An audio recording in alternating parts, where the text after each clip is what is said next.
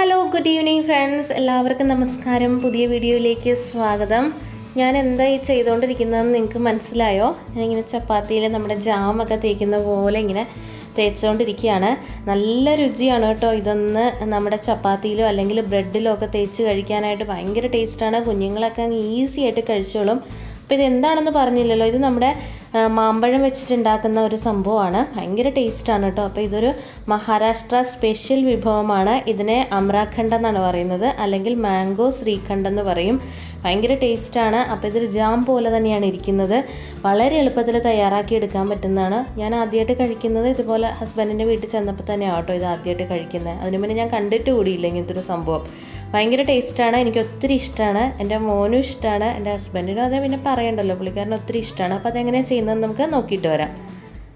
അതിന് വേണ്ടിയിട്ട് ഇതേപോലെയുള്ള ഒരു ഹോൾസ് ഉള്ളൊരു പാത്രം എടുക്കുക. അതിൻ്റെ അടിയിലായിട്ട് ഇതുപോലെ വേറൊരു പാത്രം കൂടെ വെക്കുക.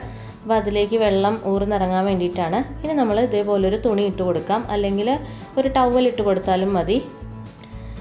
വൈറ്റ് കളർ ആയിരിക്കണം കേട്ടോ. ഇതിലേക്ക് നമുക്ക് 1.5 കപ്പ് കട്ട തൈര് വേണം ചേർത്ത് കൊടുക്കാനായിട്ട്. അധികം പുളിയില്ലാത്ത കട്ട തൈര് ചേർത്ത് കൊടുക്കാൻ ശ്രമിക്കുക. എന്നിട്ട് ഇതൊന്ന് അങ്ങോട്ടും ഇങ്ങോട്ടും ക്രോസ് ചെയ്തൊന്ന് കെട്ടി വെക്കണം. അതായത് വെള്ളം ഇതിൽ തൈരിൽ കുറച്ച് വെള്ളം ഉണ്ടാവില്ല, ആ വെള്ളമൊക്കെ ഒന്ന് പോയി അടിയിലൂടെ അത് പോകാൻ വേണ്ടിയിട്ടാണ് ഇതേപോലുള്ള ഒരു ഹോൾസ് ഉള്ള പാത്രം നമ്മൾ വെച്ചേക്കുന്നത്. കണ്ടോ, ഇതേപോലെ കെട്ടിക്കൊടുത്താൽ മതിയാവും. അപ്പോൾ നമുക്ക് നല്ല കട്ടയായിട്ട് തൈര് കിട്ടാൻ വേണ്ടിയിട്ടാണ് കേട്ടോ ഇങ്ങനെ ചെയ്യുന്നത്. ഇങ്ങനെ ചെയ്തിട്ട് നമുക്കിതൊരു ഒരു ദിവസമല്ല, ഒരു രാത്രി ഫുള്ള് നമുക്ക് ഫ്രിഡ്ജിൽ വെച്ചേക്കണം. ഞാനിപ്പോൾ രാത്രിയാണ് വെച്ചിരിക്കുന്നത്, പിറ്റേ ദിവസം രാവിലെ ഞാൻ എടുത്തിട്ടുണ്ട്. ഇനി നമുക്കിത് ഓപ്പൺ ചെയ്ത് നോക്കാം. ഓപ്പൺ ചെയ്യുമ്പോഴത്തേക്കും നമ്മുടെ വെള്ളമെല്ലാം പോയിട്ടുണ്ടാവും. വെള്ളമെല്ലാം പോയിട്ട് നല്ല കട്ടയായിട്ടിരിക്കുന്നുണ്ടാവും. എങ്കിൽ മാത്രമേ ആ ഒരു കറക്റ്റ് കൺസിസ്റ്റൻസിയിൽ നമുക്ക് കിട്ടത്തുള്ളൂ. അതിന് വേണ്ടിയിട്ടാണ് നമ്മൾ ആ വെള്ളമൊക്കെ കളഞ്ഞിട്ട് എടുക്കുന്നത്. ഇപ്പോൾ കണ്ടില്ലേ, നല്ല കട്ടയായിട്ടാണ് ഇരിക്കുന്നത്. നമുക്കിനി തുണിയിൽ നിന്ന് അതൊന്ന് വേർതിരിച്ചിട്ട് നമുക്കൊരു പാത്രത്തിലേക്ക് മാറ്റിയെടുക്കണം. ഇത് കണ്ടോ, ബാലൻസ് ഉണ്ടായിരുന്ന വെള്ളം ഞാൻ കളഞ്ഞു. ഇതേപോലെ ഒരു ബൗളിലേക്ക് നമുക്ക് ആ കട്ടയായിട്ടുള്ള തൈര് നമുക്കിതിലേക്ക് മാറ്റി കൊടുക്കാം.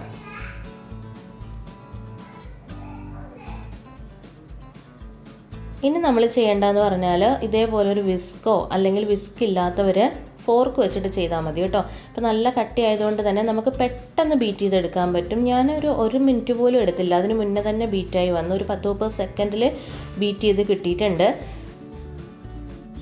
ഇനി നമുക്ക് ഇതിലേക്ക് മാംഗോയുടെ പൾപ്പാണ് ചേർത്ത് കൊടുക്കുന്നത്. ഞാൻ ഒരു മാങ്ങ അടിച്ചെടുത്ത് വന്നപ്പോഴത്തേക്ക് നമുക്ക് 3/4 കപ്പ് കിട്ടിയിട്ടുണ്ടായിരുന്നു. 3/4 കപ്പാണ് ഞാൻ ചേർത്ത് കൊടുക്കുന്നത്.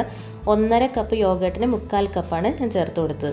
പിന്നെ 1/2 കപ്പോളം പഞ്ചസാര ഞാൻ എടുത്തിട്ടുണ്ട്. നമുക്ക് അത്രയും ആവശ്യമില്ല, ഞാനൊരു അല്പം മാത്രമേ ചേർത്ത് കൊടുത്തിട്ടുള്ളൂ. അപ്പോൾ തന്നെ കറക്റ്റ് മധുരം കിട്ടിയിരുന്നു. ഓരോ മാങ്ങയുടെ മധുരം പോലെ ഇരിക്കും കേട്ടോ. എനിക്കിതിനകത്തൊരു 3 ടേബിൾ സ്പൂൺ പഞ്ചസാരേ വന്നുള്ളൂ.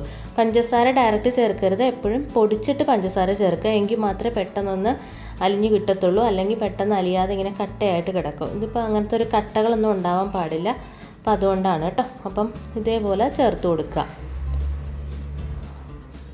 ഇതിപ്പം നന്നായിട്ട് മിക്സ് ചെയ്ത് എടുത്തുകൊണ്ട് വന്നിട്ടുണ്ട്.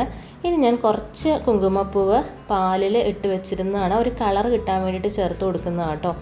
അപ്പം നിങ്ങളുടെ കയ്യിൽ ഉണ്ടെങ്കിൽ മാത്രം ചേർത്താൽ മതി, ഒട്ടും നിർബന്ധമില്ല. പിന്നെ കുറച്ച് കാഷ്യൂസ് പൊടിച്ചതും കൂടെ ചേർത്ത് കൊടുക്കുകയാണ്. നിങ്ങളുടെ കയ്യിൽ എന്ത് നട്ട്സ് ഉണ്ടോ അത് നിങ്ങൾക്ക് ചേർത്ത് കൊടുക്കാവുന്നതാണ്.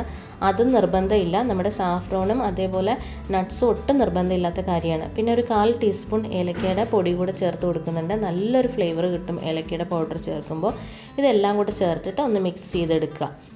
കണ്ടോ, നന്നായിട്ട് മിക്സ് ചെയ്തെടുത്തിട്ടുണ്ട്. ഇത്രയേ ഉള്ളൂ, കഴിഞ്ഞു. ഇനി നമുക്കൊരു ഒരു പാത്രത്തിലേക്ക് ഇതേപോലെ ഒരു ടൈറ്റ് ആയിട്ടുള്ള ഒരു പ്ലാസ്റ്റിക്കിൻ്റെ കണ്ടെയ്നറിൽ നമുക്ക് അടച്ച് സൂക്ഷിക്കാവുന്നതാണ്. ഇതേപോലെ ചപ്പാത്തിയിലോ അല്ലെങ്കിൽ ബ്രെഡിലോ ഒക്കെ തേച്ചിട്ട് നമുക്ക് കഴിക്കാം. ഭയങ്കര ടേസ്റ്റാണ്, കുഞ്ഞുങ്ങൾക്കൊക്കെ ഒത്തിരി ഇഷ്ടപ്പെടും. അപ്പം എൻ്റെ മോൻ അങ്ങനെ ചപ്പാത്തി വലിയ പ്രിയമില്ലാത്ത ഒരാളാണ്, പക്ഷേ ഇത് തേച്ച് കൊടുത്താൽ അവൻ കഴിക്കും കേട്ടോ.